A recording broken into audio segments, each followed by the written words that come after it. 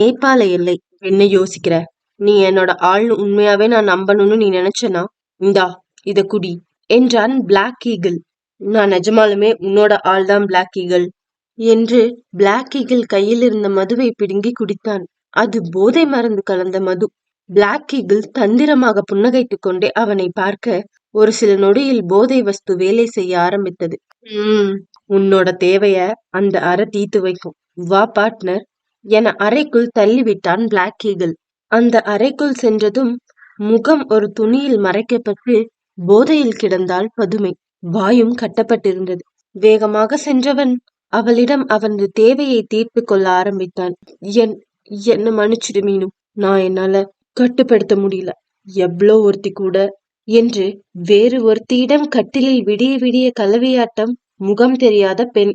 ஆனால் மயங்கிய பெண்ணின் உதடுகள் தீரா தீரா என முணங்கிக் கொண்டிருந்தாள்.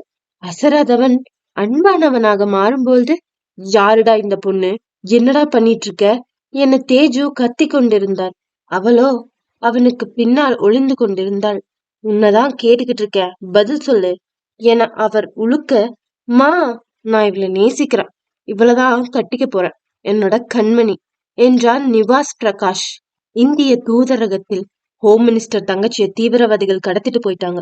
என்ன ஸ்டெப் தான் எடுக்க போறீங்க என பரபரப்பாக போய்கொண்டிருந்தது. விரைவில் வருவான்.